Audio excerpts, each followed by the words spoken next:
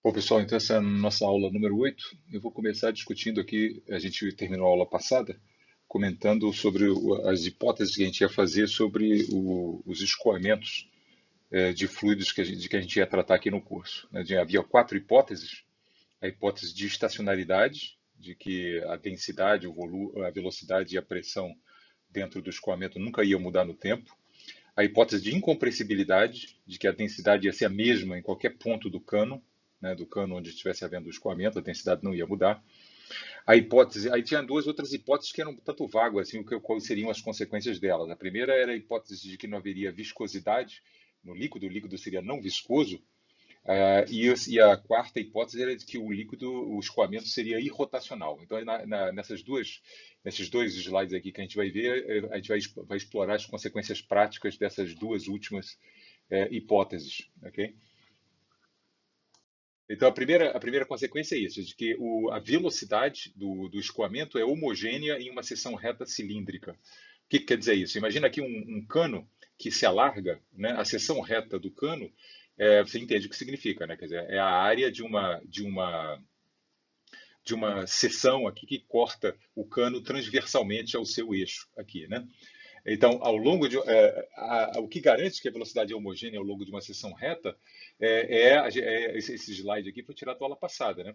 São duas coisas, na verdade. Primeiro, a própria hipótese de que não há viscosidade no líquido já faz com que esse perfil de velocidades, aqui imagina, isso aqui é um cano, né, onde está passando um fluido ali. Se o fluido for viscoso, acontece isso aqui, né? No centro do cano, o fluido flui com velocidade maior do que nas proximidades da parede do cano. Isso é consequência da viscosidade do líquido. Quando o líquido é não viscoso, que nem os líquidos que a gente está tratando aqui, aí o perfil de velocidades é do jeito que eu estou dizendo que vai ser, né? O perfil é homogêneo, é isso que quer dizer o perfil de velocidades homogêneo. Isso aqui pode ser visto como uma hipótese de ausência de viscosidade, mas também com a hipótese de que todos os escoamentos que a gente vai tratar são irrotacionais. Na verdade, as duas coisas vão juntas, né? O escoamento sem viscosidade vai ser irrotacional. E aqui esse slide também tirado da aula passada, aqui eu contrastava aqui meio apagadinho aqui o que acontece quando o escoamento é rotacional. Aí acontece essa mesma situação que acontece aqui, né? O perfil de velocidade não é homogêneo. Quando o perfil de velocidade não é homogêneo, o escoamento é rotacional.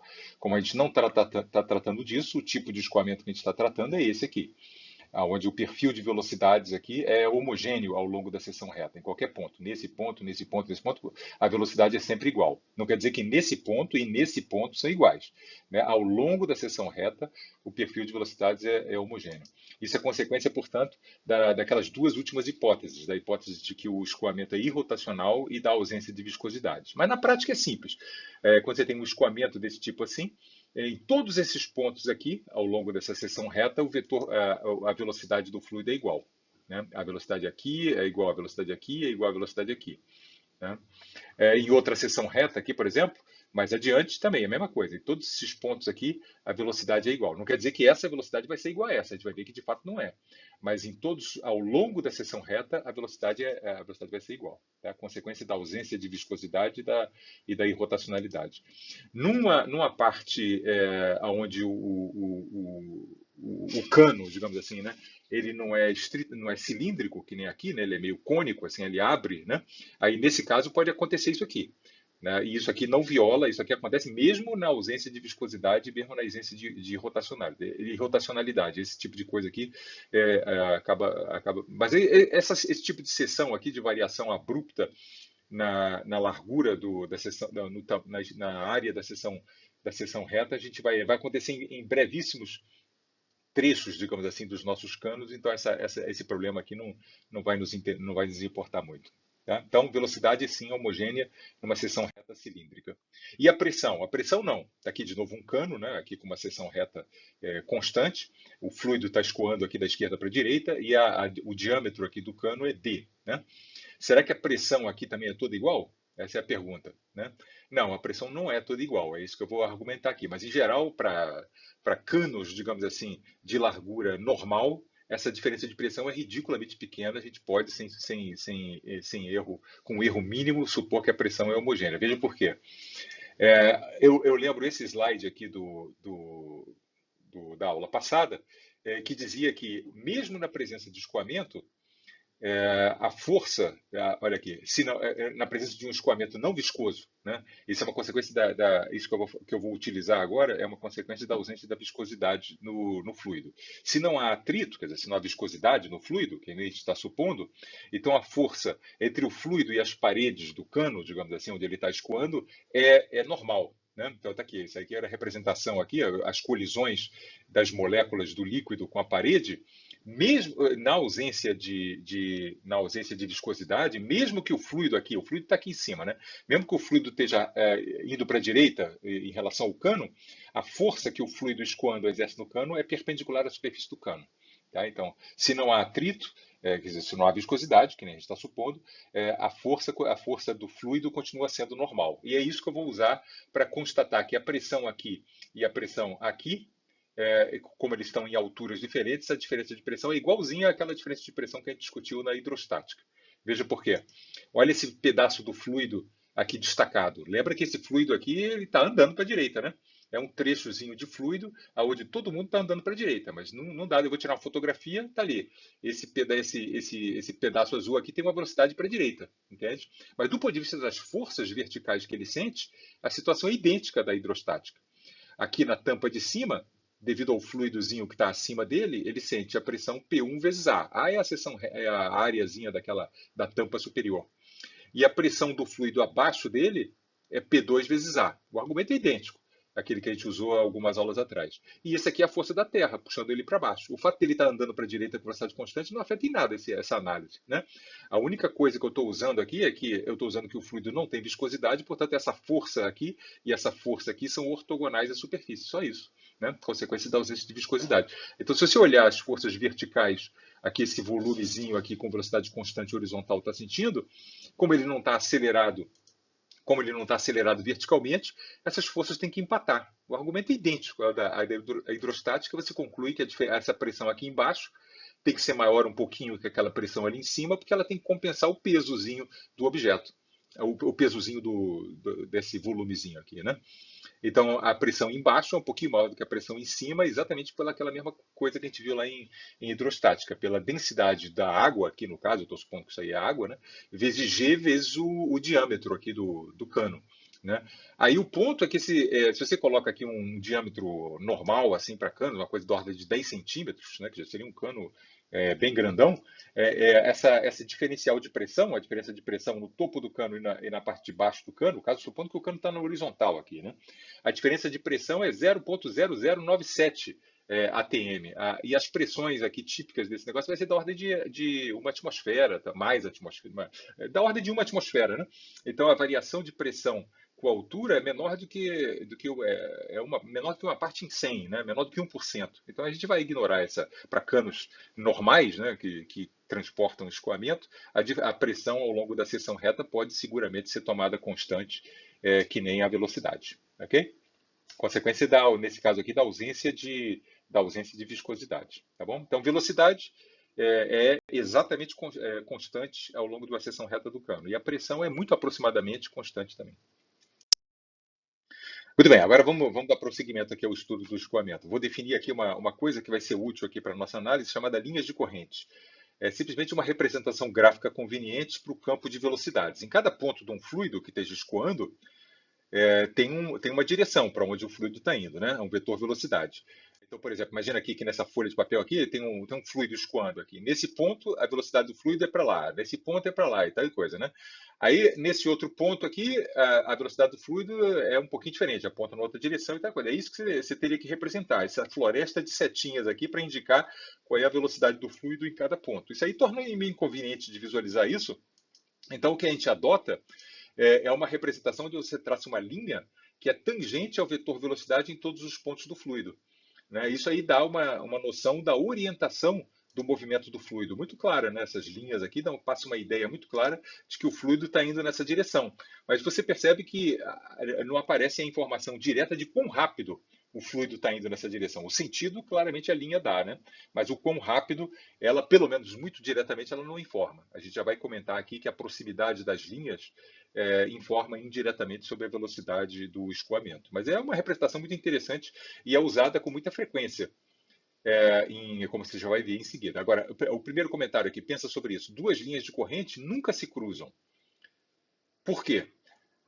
Pensa um pouquinho. A razão pela qual, imagina que elas se cruzassem. Aí você vai se supõe que ela acontece e verifica que isso é um absurdo, né? Se duas linhas de corrente se cruzassem, naquele ponto do cruzamento, indicaria que o vetor velocidade do fluido naquele ponto teria duas direções. Não pode, ele só tem uma única de direção, né? Então, linhas de corrente é que nem macarrão. Eles simplesmente, né, você tem um bando de macarrões ali, macarrão cozido, né, macarrão mole, né? Eles se orientam em uma direção e tal coisa, mas nunca se cruzam, entende? Isso aqui é uma linha de corrente. Ou, por exemplo, aqui, imagina que isso aqui são a parede de um cano, tem um fluido aqui fluindo da esquerda para a direita num caso, e esse caso aqui, como você vê, é um fluido irrotacional, é um tipo de fluido de escoamento que a gente não vai discutir, mas enfim. E esse aqui seria um escoamento rotacional, desculpe, e esse aqui seria um escoamento irrotacional. Nesses dois casos, a gente pode representar as linhas de corrente, elas seriam assim, nos dois casos. E aí você percebe que você não consegue, só olhando a linha de corrente, perceber que isso aqui era rotacional e isso aqui não é, né? A linha de corrente só informa a direção. É uma informação parcial, mas é relativamente útil. Você percebe que o troço está escoando de uma certa maneira aqui, né? Olha aqui, no caso de uma asa do avião, isso é uma informação muito útil aqui. Isso aqui mostra um perfil de uma asa de avião, né? E aqui as linhas de corrente do ar. Aqui ele inclusive mostra as bolinhas ali do ar, né? Para mostrar o que a linha de corrente está informando também, né? Que o ar, imagina um ar que esteja vindo por aqui, ele não vai vir por cá, por baixo da asa. Você percebe pelas linhas de corrente que ele passa por cima e vem por aqui, entende? É uma informação muito útil. E túneis de vento, por exemplo, eles constroem esse tipo de coisa. O cara quer analisar a aerodinâmica do carro, né? Aí eles bota o carro parado, né? Bota um túnel de vento, soprando um vento aqui da direita para a esquerda, e aí bota umas fontezinhas de fumaçazinha, né? Aí a fumaça é arrastada pelo ventilador, né? E aí o caminho da fumaça fica traçado e ele é exatamente uma representação direta das linhas de corrente do ar em torno do carro, ok? E em simulações computacionais também se faz isso, né? A aerodinâmica desses corredores de bicicleta aí é extremamente importante. E os caras fazem essas simulações aí, né? E aí, por exemplo, nessa simulação aqui, você mostra que as linhas de corrente atrás desse primeiro ciclista aqui, elas são bem abagunçadas, né? E é isso que esse fenômeno se chama de turbulência, né? E isso tem um impacto aqui na performance do cara que está atrás, né? Porque ele, digamos assim, é menos atingido pelas essas linhas de corrente de tal maneira que ele, apesar dessa irregularidade, digamos assim, das linhas de corrente, ele sente menos a pressão do ar, como é meio óbvio, né? O cara da frente é que vai sentir mais a resistência do ar do que o cara que está atrás, né? E isso você vê graficamente aqui pela maneira como o ar escoa através dos dois caras, né? É uma representação muito usada em computação, na indústria automobilística e coisa e tal. Agora, o conceito de tubo de correntes. Para a gente, o conceito aqui importante vai ser esse conceito aqui de tubo de corrente. Essas linhas azuis aqui, você tem que imaginar que são linhas de corrente. Um tubo de corrente é simplesmente um feixe de linhas de corrente. É um grupo. É um grupinho de próximo, né, de linhas de corrente. Então, você imagina, por exemplo, aqui, todas as linhas de corrente no interior desse trocinho verde que está aqui, né? Essas azuis aqui estão apenas na superfície do tubo de corrente. O tubo de corrente é isso, né? Essa coisa com essa superfície aqui dessas linhas azuis, né? Então, por exemplo, o vetor velocidade ao longo dessa linha, o azul é linha de corrente, tá? A coisa grossa aqui, com esse perfil cilíndrico aqui, é o que se chama de tubo de corrente, tá? É um grupo, é um feixe de linhas, né? Isso aí é importante nos dois argumentos que a gente vai obter na aula de hoje, nos dois resultados importantes da aula de hoje, que são a equação de continuidade e a equação de Bernoulli. Esse conceito de tubo de corrente vai ser importante. Tá? Bom, então vamos ver aqui a primeira das duas equações importantes que a gente vai ver na aula de hoje. É a equação de continuidade, do que se trata. Então imagina que você tem um cano que tem essa abertura aqui, ela começa com um diâmetro pequeno, depois ela alarga e vai com um diâmetro grande. A razão pela qual eu estou considerando esse alargamento aqui é simplesmente porque se eu tratasse um escoamento ao longo de uma seção reta constante, não ia aparecer nada de extraordinário na equação. A equação de continuidade não ia aparecer na sua forma mais evidente. Tá aí, é o escoamento. Tudo que entra de água aqui passa por esse cano e passa por ali, né? a hipótese que a gente vai usar, do ponto de vista da aula passada, é a hipótese de incompressibilidade, que a densidade do fluido em todos os pontos é igual, né?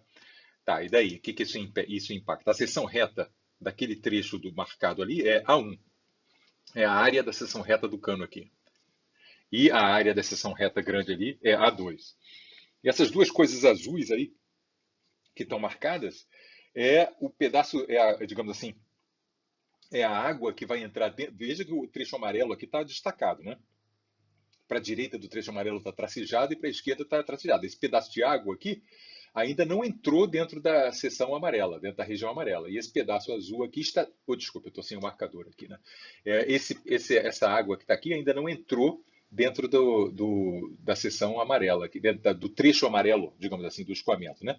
E essa quantidade de água que está aqui, ela está prestes a sair do trecho amarelo, né? Por conservação, por simples conservação de água, digamos assim, de quantidade de água, o volume que entra dentro da região amarela tem que ser igual ao volume que sai. Por quê?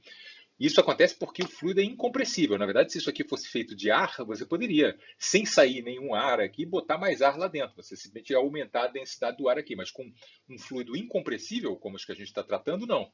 Tudo que entra vai ter que sair. A hipótese de incompressibilidade está sendo usada aqui, a equação de continuidade é diretamente consequência dela. Então, se a velocidade ao longo dessa seção reta aqui é V1, né, lembra daquele argumento agora no início da aula, né, a velocidade em qualquer ponto aqui é constante. Né? Suponha que se chama V1, seção reta A1, velocidade aqui é A1. Então, toda esse volume de água de seção cilíndrico de área A1 e altura V1 dt, toda essa água que está aqui, no intervalo de tempo dt, vai entrar dentro da seção amarela. Por quê? Porque a velocidade desse ponto, dessa águazinha que está aqui, é V1 por hipótese, né? Então, se você dá se você espera um tempo dt, ele vai sair daqui e vai aparecer aqui, ó, dentro da seção amarela. E oposição a essa água que está aqui, por exemplo, fora dessa região marcada azul, a velocidade dela vai ser V1 também, essencialmente vai ser V1, como a gente vai ver mais adiante, se a seção reta não se altera. Então, se a velocidade dele é V1, se você dá um tempo dt para ele, ele vai parar aqui, ele ainda não entrou, entende? Então, esse aqui é o volume de toda a água que vai entrar dentro da região amarela durante o intervalo de tempo dt. Okay? Similarmente, toda a água que vai sair está dentro desse volume marcado azul aqui. É um cilindro de altura V2 dt, eu estou supondo que a velocidade do escoamento nessa seção reta aqui é V2 e nessa seção reta é V1. Ok? Exatamente, a equação de continuidade vai relacionar essa velocidade de escoamento no trecho mais estreito com essa velocidade aqui no trecho mais largo do escoamento. Então, tudo isso aqui é o que entra no intervalo dt, dentro da região amarela, e tudo isso aqui é o que sai. Um tem que ser igual ao outro porque o fluido não é compressível. Porque a água, líquido, é um líquido em geral, né? Líquido é incompressível. Aí, nesse caso, olha lá, tudo que entrou saiu, percebeu? O volume que entrou teve que sair, tem que ser igual ao volume que saiu. Agora você iguala os dois volumes, tá aqui, é a densidade constante, né, a densidade imutável do fluido, vezes V1 dt é a altura do cilindrozinho aqui, né? A1 é a área da base desse cilindro. E a mesma coisa aqui, essa é a massa de água que saiu. É a densidade da água vezes V2 dt, isso aqui é um cilindro, tá? Embora esteja aparecendo como um retângulo, na verdade é um cilindro, né? A área da base do cilindro é A2 e a altura é V2 dt. Um tem que ser igual ao outro, entende? Aí o ρ aqui cancela, né? O dt cancela, você encontra esse resultado aqui. Que o produto da velocidade do escoamento vezes a seção reta, a área da seção reta onde o escoamento tem valor V, esse produto aqui é constante ao longo de todo o cano. V1A1 é igual a V2A2. Okay? Isso funciona mesmo que o cano se alargasse de qualquer maneira. Né? Então, o produto da velocidade, o valor da velocidade numa certa seção reta vezes a área da seção reta permanece imutável ao longo de um escoamento incompressível, como os escoamentos que a gente está tratando. E esse produto constante ganha o nome de vazão. Vazão é uma área, metro quadrado, portanto, né? Vezes uma velocidade, metro por segundo. Então, vazão é metro cúbico por segundo. Você diz assim, ó, esse cano aí está passando aí 3 litros por segundo, ou 200 ml por segundo, uma coisa assim. Isso é a vazão. Né? Se essa vazão está acontecendo num cano de seção reta constante, aí a velocidade é a mesma, em todos os pontos do cano é a mesma, mas se ocorrem alargamentos, aonde alarga o cano, a velocidade diminui, né? Aonde a área aumenta, a velocidade diminui, né? Ok. Esse fenômeno, obviamente, você está muito acostumado com ele, né? Quando você tem uma mangueira, por exemplo, né, ligada na torneira lá do, né, a mangueira está ligada na torneira, tem uma certa vazão, que depende da torneira, lá, sei lá quantos litros por segundo está saindo naquela vazão. Se você não bota o dedo na ponta da mangueira, a velocidade com que a água sai lá da ponta da mangueira é uma, né? Ao passo que quando você bota o dedo na ponta, diminuindo a seção reta, é isso que você faz, né? Quando você bota o dedo lá na pontinha da extremidade da mangueira, você diminui a seção reta. Se você diminui a seção reta, diminui a vazão não se altera. Vazão é uma constante, né? Então, se você diminui isso aqui, a velocidade do escoamento aumenta, a água vai mais longe, né? É esse efeito da equação de continuidade aí. Isso, a vazão é medida, como eu falei, em metro cúbico por segundo, ou em litro por segundo, né? E isso aí é uma constante. Agora, uma informação, isso permite a equação de continuidade? A equação de continuidade é isso, tá? Ela permite agora a gente ganhar uma informação que estava escondida nas linhas de corrente de fluidos incompressíveis. Olha aqui um tubo de corrente. Está vendo um tubo de corrente aqui? Esse tubo, embora não seja um tubo real, você não precisa imaginar que isso aqui é feito de borracha ou coisa que o valha, pode ser um trecho de um tubo de corrente dentro de um escoamento grande, pode ter água aqui em cima, água aqui dentro e tal coisa. Um tubo de corrente funciona para todos os aspectos práticos como se fosse um tubo real, né? Com paredes de borracha ou o que seja, né? Porque a água nunca sai dele. Né? Então, se o tubo de corrente, por algum motivo lá da região onde o fluido está escoando, ele é mais largo aqui numa certa região do que no outro, pode ter certeza que a velocidade do escoamento naquela região onde ele é mais largo é menor do que onde ele é mais fino.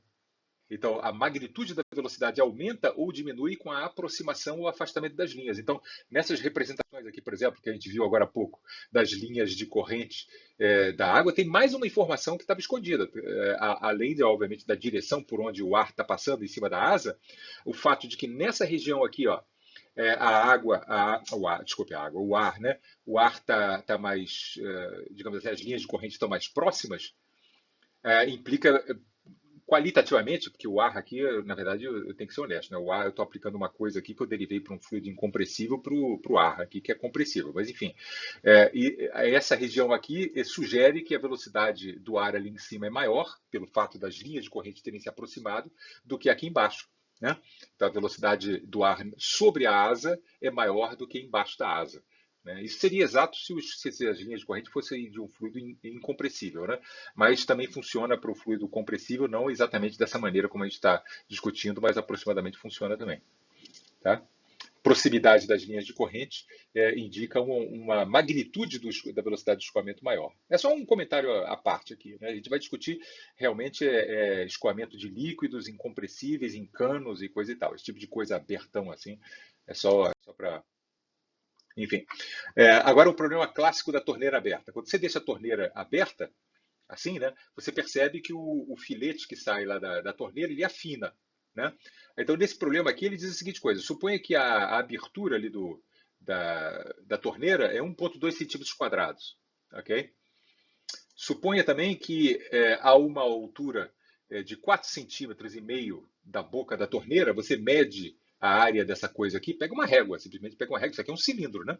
Pega uma régua, mede o diâmetro ali e pronto. Essa área aqui, você mediu e encontrou 0,35 centímetros quadrados. É isso que acontece na prática. Vai lá, abre a sua torneira, você vê que quando você tem um filamento contínuo, que o filamento afina.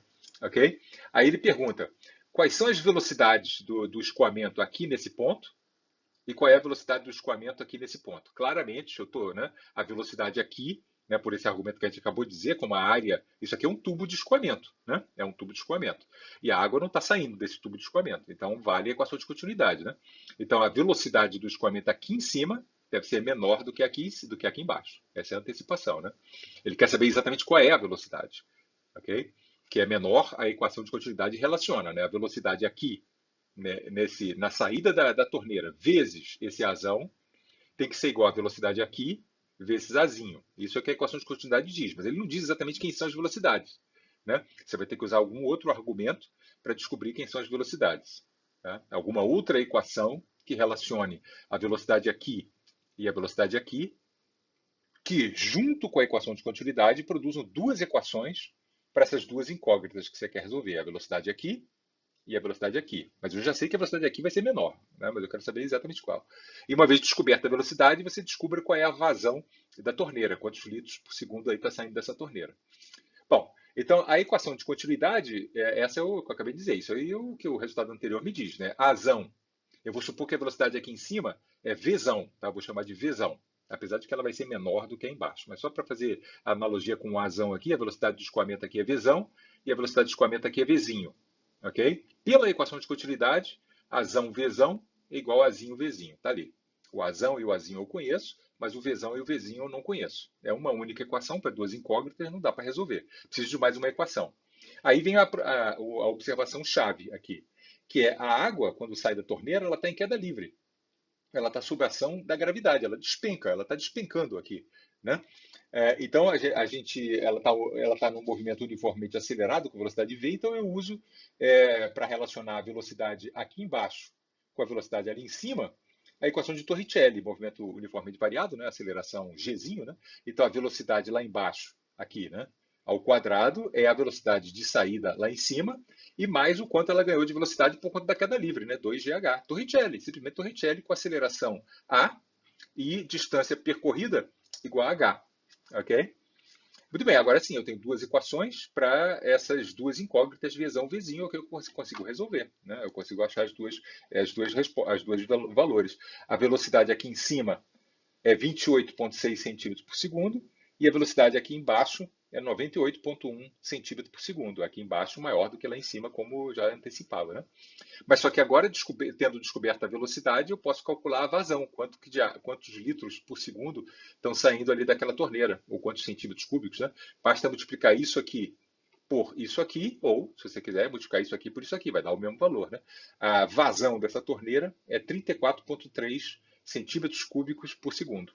Okay? Então, uma informação, uma fotografia de uma torneira, né? Isso aqui seria uma fotografia de uma torneira, né? Você medindo ali aquela distância, traduzindo isso em área, medindo aquela distância, traduzindo isso em área, medindo essa distância que está aqui na fotografia, você consegue inferir qual é a vazão da torneira. Né? Curioso, com uma fotografia, né, de uma torneira, você conseguiria saber, a princípio, qual é a vazão dela. A maneira normal de medir vazão, você bota um balde aqui dentro, né, e vê quanto tempo leva para encher 20 litros. Né?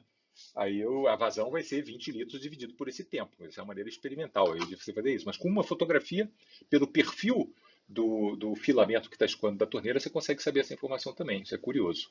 Né? Ok. Bom, esse problema aí tem uma coisa que pode passar na cabeça de vocês assim, é o seguinte: será que a água que sai da torneira está realmente em queda livre? Que foi o resultado que eu usei, né?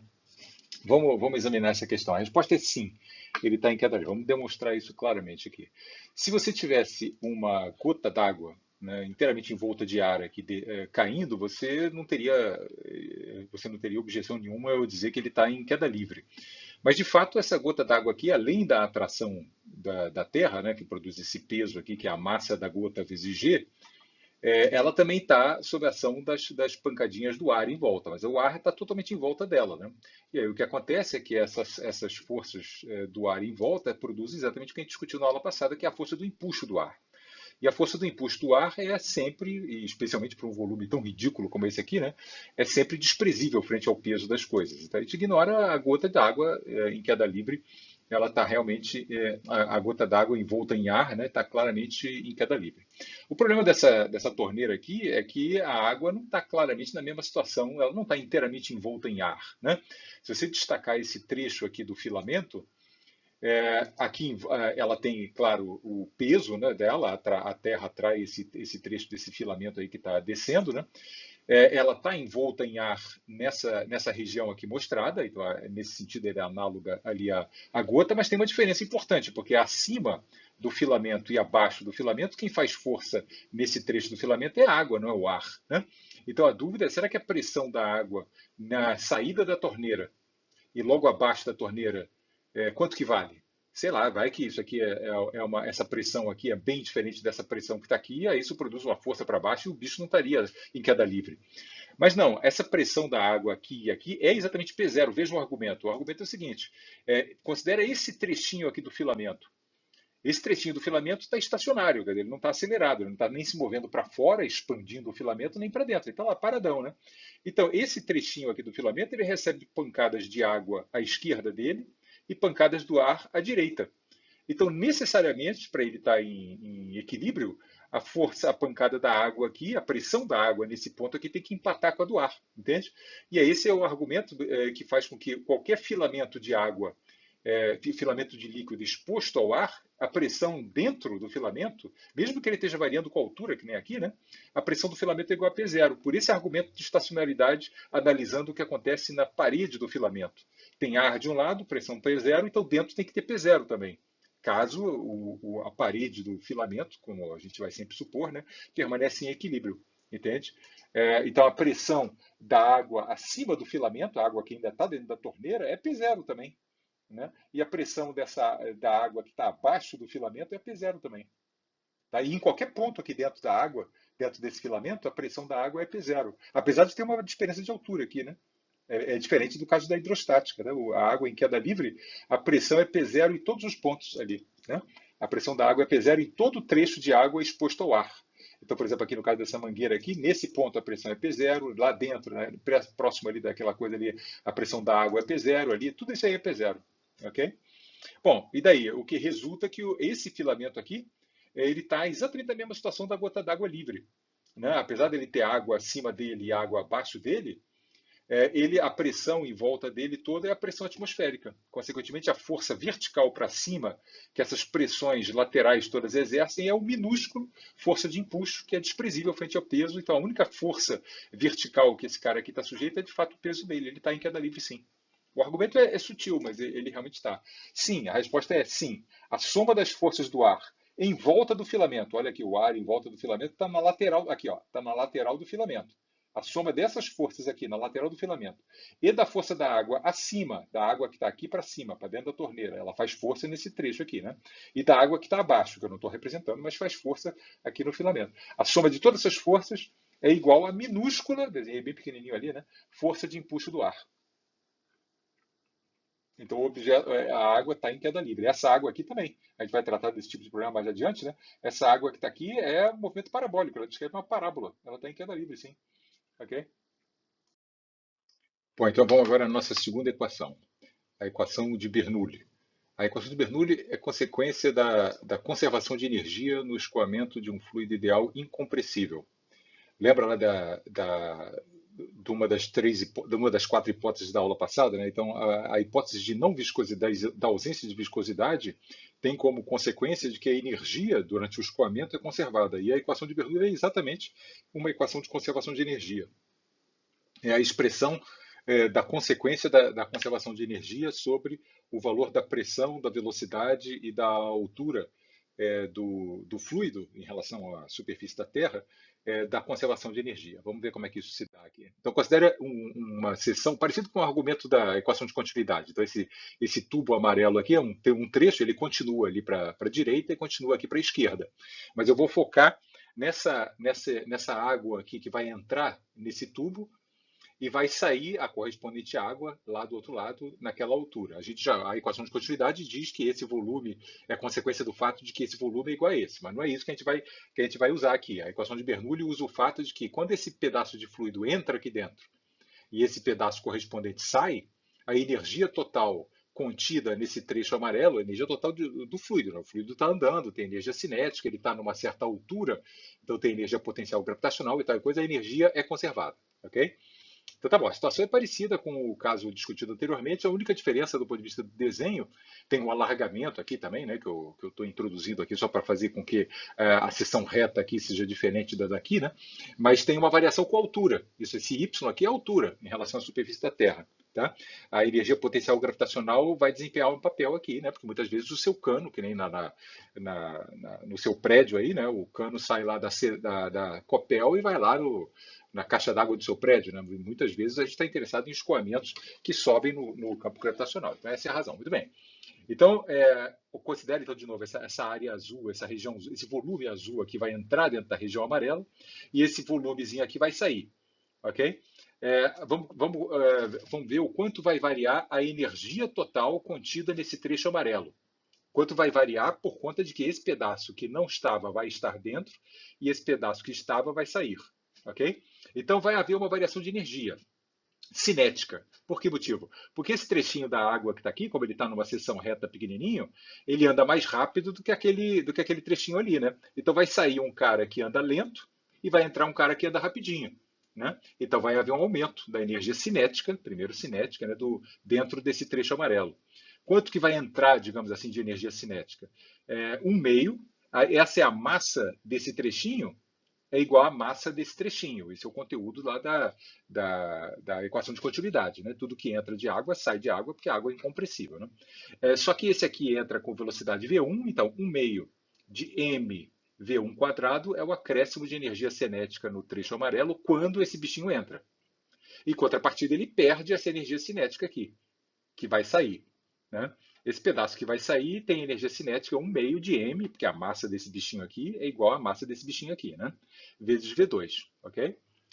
Então tá aí. Essa é a variação de energia devido à energia cinética do trecho que está entrando e à energia cinética do trecho que está saindo. Mas o bichinho que está entrando, ele está entrando numa certa altura y1. E o cara que está saindo numa altura y2. Então eles têm energias potenciais diferentes, energias potenciais gravitacionais diferentes. Né? Esse cara aqui tem mais energia potencial gravitacional porque ele está mais elevado. Esse aqui tem menos porque ele está mais baixo. Então vai entrar um cara com menos energia potencial gravitacional e vai sair um cara com mais. Então vai haver uma perda, digamos assim, né, de energia potencial gravitacional. Vamos contabilizar isso.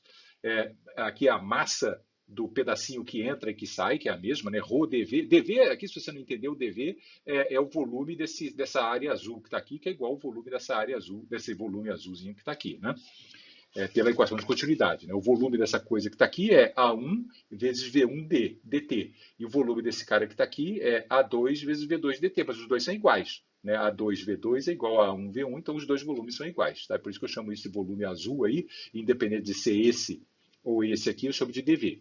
Então, isso aqui é a massa de qualquer um dos dois volumes, vezes G, só que a energia potencial gravitacional que você ganha quando esse bichinho entra é proporcional à altura y1. E a energia potencial gravitacional que você perde quando esse aqui sai é proporcional a y2. Okay? Então, isso aqui é a variação da energia dentro do trecho amarelo devido à energia potencial gravitacional. E a última contribuição para a variação de energia desse trecho amarelo é o fato de que esse cara azul aqui entra dentro do setor amarelo sendo empurrado pela água que está à esquerda. Né? A água que está à esquerda empurra ele, é uma força externa, né? Empurra ele e ele sai daqui e vem para cá. Então ele sofre um trabalho positivo da pressão que está à esquerda dele. Em contrapartida, o cara que está indo para a direita ali, né? Ele tem que vencer essa pressão que está valendo ali naquela região que está ali. Ele sofre um trabalho negativo, né? Quando uma coisa se desloca contrariamente ao sentido da força que exerce sobre ele, ele está sofrendo um trabalho negativo. Quando ele se desloca no mesmo sentido da força, ele está sofrendo um trabalho positivo. E isso se manifesta, de acordo com o teorema da energia cinética e do trabalho, numa variação da energia do trecho dentro do trecho amarelo. Né? Esse cara que está aqui, no deslocamento para dentro, sofreu um trabalho positivo. Então isso aí tem que ser contabilizado, isso é energia. Né? Tem que ser trabalho como um acréscimo de energia dentro do setor amarelo. E esse cara que está aqui saiu sofrendo a ação dessa força, empurrando, né, digamos assim, né, a água que estava à direita, então sofrendo um trabalho negativo, isso tem que ser contabilizado também. Trabalho positivo e um trabalho negativo. Esses dois trabalhos têm que ser contabilizados na alteração da energia dentro do setor amarelo. Está aqui. P1A1 é a força, tá ali, é a força aqui que está agindo sobre esse trechinho aqui azul, P1A1. Né? A pressão que está valendo aqui nesse ponto 1 aqui, né? Vezes A1 é a força. E o deslocamento? O deslocamento é esse. Né? O deslocamento durante o intervalo de tempo dt. Né? É V1 delta 1. Então esse é o trabalho positivo. Percebeu o que é positivo? Né? Isso aumenta esse cara quando entra. Esse trabalho positivo é contabilizado positivamente na quantidade de energia que estava no setor amarelo. Ao passo que esse cara saindo ali, sofrendo esse trabalho negativo ali, ele entra com um trabalho negativo, tá ali o sinal menos, né? P2A2 é a força contra a qual ele tá atuando, né? E V2 dt é o deslocamento dele, né? Trabalho positivo devido a esse cara. Entra como um acréscimo de energia. E o trabalho negativo desse cara, sobre desse cara que está aqui entra como um negócio negativo. Isso é tudo. Essa é a variação de energia no intervalo de tempo dt, né, desse trecho amarelo, do escoamento desse trecho amarelo. Então, está aqui a nossa expressão de novo. A ausência de viscosidade implica que essa variação de energia é zero. Quando entra aquele trechinho à esquerda e sai aquele trechinho à direita, caso não haja viscosidade, essa soma desses três termos aí tem que totalizar zero, né? Porque a energia dentro de um escoamento não viscoso não varia no tempo, entendeu? E é isso que produz a equação de Bernoulli. É só fazer alguns cancelamentos aqui. Isso aqui, o lado esquerdo é zero, né? Aí você observa primeiro que esse produto aqui, A1V1dt e A2V2dt, é o que a gente vem chamando nos outros dois termos aqui de dV. Esse é o volume. A1V1dt é o volume que entra. A2V2dt é o volume que sai, né? Então, esse dV aqui pode ser cancelado com esse dV aqui, pode ser cancelado com esse dV aqui, entendeu? Essa é a coisa aí. E aí, você cancelando esse dV aí, você chega nessa expressão. P1 é só rearrumar aqui os termos, né? Botar tudo que envolve a seção 1. Aqui, ó, tem o P1 aqui sozinho, tá vendo? Tem o ρ, depois que você corta o dV, né? Tem o ρgy1, aqui, ó, ρgy1 tá ali. E o 1 meio de ρ V1 quadrado está aqui. Botei tudo com sinal, todos os três com sinais positivos. E todos os caras associados ao 2 estão com sinal negativo. Olha aqui, 1 meio de ρ V2 com sinal negativo apareceu aqui com sinal positivo que eu mandei para o outro lado. Olha aqui, o menos P2, passei para o outro lado, virou mais P2. E por último, ρ vezes G vezes Y2, com sinal negativo, apareceu ρ, G, Y2. Então, isso é essa soma da pressão no trecho lá embaixo, mas a energia cinética, na verdade, a densidade de energia cinética naquele trecho mais embaixo, mais a densidade de energia potencial gravitacional lá embaixo é igual à soma das mesmas três coisas lá em cima, né?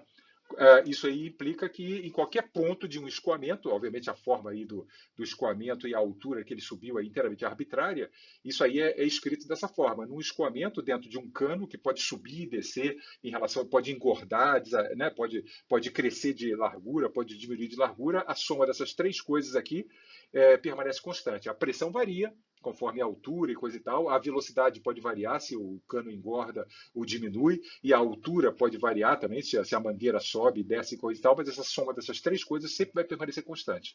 Isso é a equação de Bernoulli. E o comentário é que o Y que aparece aqui, né, da energia potencial gravitacional, é suposto que cresce para cima. Tá? Essa é a orientação, o Y cresce para cima, a gente supôs isso. Tá? Se eu tivesse escolhido o Y para baixo, que é meio estranho, normalmente a gente não faz isso, mas você teria que trocar o sinal da energia potencial gravitacional. Mas geralmente a gente vai fazer nesses problemas de escoamento com mangueiras que sobem, canos, né, que sobem num prédio ou coisa que vale, a gente sempre vai escolher, tomar o cuidado para escolher o sentido positivo das alturas para cima. Ok, vamos aplicar então olha lá, a equação de Bernoulli. Né? Em qualquer escoamento, né, a pressão pode variar, a velocidade pode variar e a altura do cano pode variar, mas a soma dessas três coisas não varia. Ok. Então, considere agora o escoamento horizontal, um cano que alarga, um alargamento. Né? A vazão nesse cano aqui é de 3 litros por segundo. Tá? 3 litros por segundo de gasolina, essa é a densidade da gasolina aí, né? Flui nesse duto aqui que está alargando. Qual é a pressão na saída?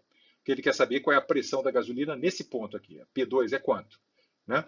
A informação do problema é que a pressão do líquido aqui, ele pode medir com um tubo de Venturi, que você já vai ver aí como é que você mede pressão de líquido quando ele está escoando.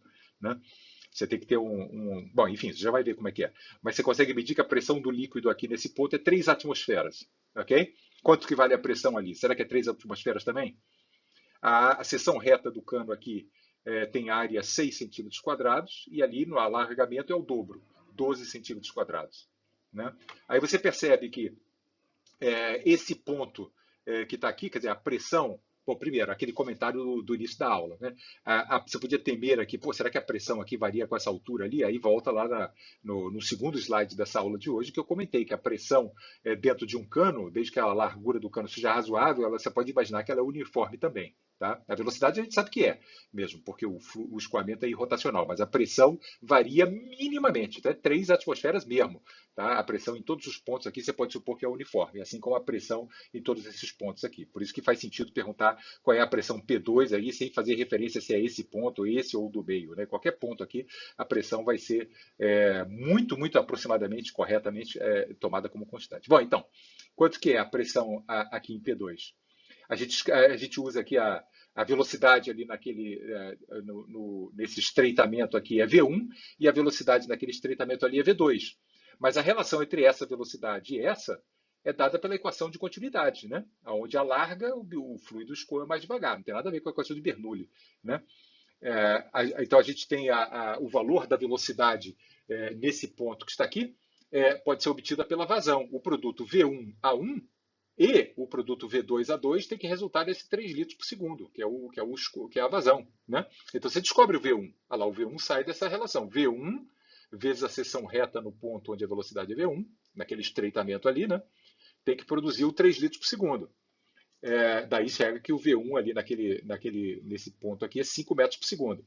Fazendo a mesma coisa aqui, você descobre que, como a seção reta ali dobrou, né, a velocidade aqui é a metade, é 2,5 metros por segundo. Entende? Então eu tenho nesse ponto a pressão, tenho a velocidade, né, e nesse ponto aqui eu tenho a velocidade, mas não tenho a pressão. E a altura é a mesma nos dois, o cano não sobe nem desce. Né? Então, o fato do cano não subir nem descer, está aí a equação de Bernoulli, né? Isso aqui tem que ser igual a isso. O P2 está em azul ali, porque é o que eu quero saber. A altura Y1 é igual à altura Y2, então eles se cancelam. Né? E aí você consegue, com a informação aí do V1, aqui, ó, o V1 aqui que você acabou de descobrir, e o V2 que você acabou de descobrir, da densidade, você descobre qual é a pressão.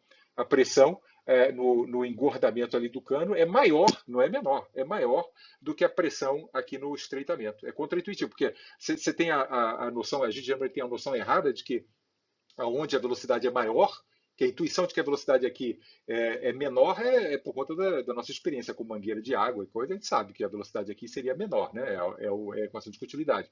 Mas você às vezes tende a pensar erradamente que a pressão acompanha a velocidade, né? Como a velocidade ali é menor, você achava que a pressão ali era menor, mas não é, é maior, ok? A pressão ali é 3,07 atmosferas, ok? Então, está aí uma aplicação aí da equação de Bernoulli para um escoamento horizontal, né, onde esse fator aqui, ρgy aqui, não apareceu, não foi importante. Agora, o comentário sobre como que se mede pressão, né, como é que o cara sabia que naquele escoamento lá a pressão aqui era 3 atmosferas. Você usa essa construção aqui que se chama um tubo de Venturi. Você abre, você fura o escoamento nesse cano estranho aqui, né?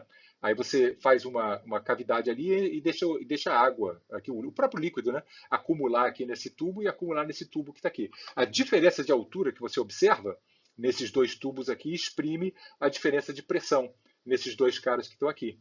Entende? A altura, então a gente comentou ali no estreitamento, a pressão aqui é menor, não é maior, do que a pressão aqui. Né? E a velocidade aqui é maior do que a velocidade aqui. Isso é equação de continuidade. Tá? V1 é menor do que V2. Né? Mas P1 é maior do que P2. Você está vendo, digamos assim, o sinal de que a pressão nessa seção aqui é maior, é porque ela sustenta uma coluna de líquido maior do que essa aqui. Está vendo a coluna de líquido ali que ela sustenta? Né? Qual é a pressão aqui? É P0. Né? Qual é a pressão aqui embaixo? E por conseguinte, em toda essa região aqui, a pressão aqui embaixo é P0 mais ρg vezes essa coisa que está aqui. Né? Qual é a pressão aqui embaixo? É P0, que vale ali, hidrostática, né? Porque esse líquido aqui não está escoando, né? Isso aqui é P0 mais ρg vezes essa coisa que está aqui. Então a pressão aqui, a diferença da pressão aqui para a pressão aqui é a densidade do líquido vezes essa diferença de altura. É assim que na prática você pode medir a pressão num tubo que está escoando, ok? A altura da colunazinha de água fica mais baixa no estreitamento do que na região gordinha. Então, olha essa fotografia aqui tirada desse filmezinho aqui. Depois você vai lá no YouTube e dá uma olhada nesse negócio aqui. O que você tem aqui é um escoamento de ar, né, através dessa constrição aqui, né? O tubo aqui é fino, depois alarga, depois afina, depois alarga e depois vai para o ambiente exterior. E esse líquido que está aqui ele não está fluindo, ele está sendo usado apenas para medir a pressão nessa seção gorda do tubo, nessa seção mais magra e nessa seção gorda de novo. E nesse momento aqui que está tirando, tá tirando a fotografia, tem escoamento do ar ali naquele tubo. O que você está vendo na altura, a diferença de altura dessas colunas aqui, é a manifestação da diferença de pressão entre dois pontos. Por exemplo, pega esse ponto que está aqui e esse ponto que está aqui, qual dos dois tem maior pressão? Claramente é esse ponto que está aqui, porque ele que está conseguindo empurrar a coluna de água mais para baixo do que esse ponto que está aqui. Essa é a manifestação do princípio de Venturi aí que a gente estava discutindo. Mesma coisa se você analisar esse ponto aqui, ó, ele empurra a coluna de água lá para baixo, né? E ao passo que esse ponto aqui empurra menos. Tá? A pressão aqui é maior do que a pressão aqui, e a pressão aqui também é maior do que está aqui. O que é curioso aqui é que essas duas colunas aqui, caso esse ponto e esse ponto tivessem a mesma pressão, eles teriam que estar com a mesma altura. Então você está vendo que não tem a mesma pressão. A pressão aqui é maior do que a pressão aqui, que é maior do que a pressão aqui. Mas essa pressão e essa pressão não são iguais. E isso é em virtude do fato de que o que está escoando aqui não corresponde exatamente ao fluido que a gente vem discutindo, né, que é um fluido incompressível. O ar não é incompressível. Né? Então, se isso aqui fosse água, né, a pressão aqui tinha que ser igual aqui, né, se fosse um fluido incompressível. Porém, aqui não é. Mas, de qualquer maneira, serve como ilustração de que, mesmo para o ar, mesmo para um fluido compressível, onde você tem uma constrição, um estreitamento do tubo, a pressão fica menor de onde você tem um alargamento. Tá? Alargou, duas coisas acontecem. A velocidade aumenta e a pressão diminui. Tá? Esse é o princípio de Venturi. Agora, para finalizar, deixa eu mostrar um resultado assim de interesse geral. O que acontece quando você tem um cano de seção reta uniforme, né? Tipo uma mangueira, né? Uma mangueira que está elevada aqui no campo gravitacional. O que você pode concluir aí sobre o que o princípio de Bernoulli, a equação de Bernoulli pode te informar sobre isso? Está aqui a equação de Bernoulli. Bom, primeiro, se a seção reta é uniforme, a equação de continuidade, não a equação de Bernoulli, mas a equação de continuidade já te diz automaticamente que a velocidade é a mesma. A velocidade é constante em todos os pontos, porque a velocidade só é função única e exclusiva da seção reta do cano. Se a seção reta do cano é constante, a velocidade é constante, independente do fato de que o cano está subindo. Né? A velocidade aqui é igual à velocidade aqui, é igual à velocidade aqui. Em particular, a velocidade de entrada e a velocidade de saída ali são idênticas. Tá? Por quê? Porque a seção reta é suposta uniforme. Né? A pressão, a variação da pressão do líquido no interior do tubo, como é que funciona? Se a pressão aqui é P e a pressão ali em cima a uma altura H, qual que é a pressão ali em cima? Bom, de acordo com o Bernoulli aqui, o termo de energia cinética da equação de Bernoulli é igual em todos os pontos, né? A velocidade do escoamento nesse ponto e a velocidade do escoamento naquele ponto é igual, né? Então esse termo aqui não interessa. Então a pressão varia com a altura da mesma forma que a gente viu na hidrostática. Igualzinho. A pressão lá em cima é igual à pressão aqui embaixo, menos ρgh. À medida que a mangueira, a água na mangueira, à medida que a mangueira sobe, né, a pressão da água no interior do cano varia da mesma forma como se não estivesse escoando água nenhuma. Okay? Caso, né, de novo, caso a seção reta permaneça constante. Se a seção reta variar, aí acontece aquilo do princípio de Venturi ali que a gente viu. Né? Então é isso que acontece com uma mangueira. Se você pega o cano do seu prédio, por exemplo, né, 3/4 de polegada de diâmetro, sei lá o que, que é, né, vai da cisterna lá no térreo do seu prédio até o topo lá da caixa d'água lá em cima. Né? Durante esse escoamento, durante a subida, se a seção reta do tubo permanece constante, pode ficar certo que a velocidade não muda e que a pressão da água dentro do cano varia igualzinho na hidrostática. Quanto mais você sobe, menor fica a pressão em relação à pressão na parte de baixo do prédio. Okay? Então, como é que funcionam bombas? A bomba, por exemplo, esse tipo de bomba aqui, né, ela fica com essas válvulas aqui girando, essa válvula aqui gira para cá, nesse sentido, e essa outra gira nesse sentido, né, em uníssono aqui, as duas giram em harmonia. Aí o que acontece com esse sistema girante aí? O que acontece com esse sistema girante? Que quando essa coisa aqui gira assim, ele pega essa água aqui e mete ela para cima. Né? E similarmente, esse cara aqui girando no sentido oposto, né? Ele pega a água desse lado esquerdo e joga para cima. Então, o que o sistema faz, na verdade, é pegar, aumentar, no final das contas, é isso que ele faz. Ele aumenta a pressão, esse movimento giratório aqui, né? Faz com que a pressão da água aqui embaixo da bomba seja menor do que a pressão de saída. Você usa o motor da bomba para aumentar a pressão, para você pressurizar a água. Né? E é isso que é capaz de fazer a água subir lá da sua cisterna do seu prédio lá para cima. A água está lá na sua cisterna, lá está dentro do reservatório lá parado, lá, enfim, depende de onde é o cano de captação da água na cisterna, uma certa pressão de água ali, uma certa pressão da água, né? Mas aí se você ligasse um cano daquele ponto lá para cima, não ia acontecer absolutamente nada, né? A água ia ficar lá ali embaixo, a água não ia subir espontaneamente o cano, né? Então, para a água subir o cano, o que você faz, você pressuriza ela, você aumenta a pressão do que ela é para o que ela passa a ser aqui devido ao motor da bomba, né? E aí a pressão nesse cano aqui sendo P-out, né, vamos chamar assim, né, essa pressão aqui sendo P-out, faz com que, tendo velocidade de escoamento, essa velocidade de escoamento é preservada por todo o cano, né, e permite você subir a água até que ponto? Bom, você sobe a água até a pressão da água virar a pressão atmosférica, né?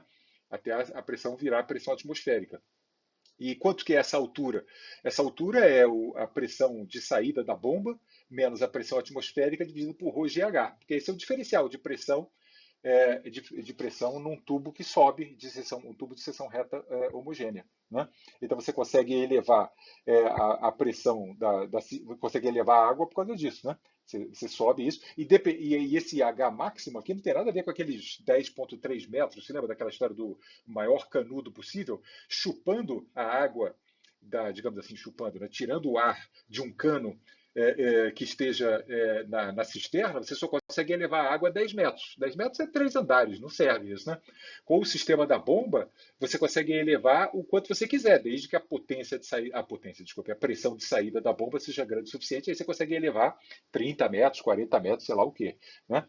Mas simplesmente, digamos assim, a outra alternativa a isso, que eu quero apontar, é você botar um cano no fundo da cisterna, né, no térreo lá do seu prédio, e uma bomba lá em cima tirar o ar, né, do cano, criar um vácuo, que nem se você estivesse chupando Coca-Cola do copo. Né?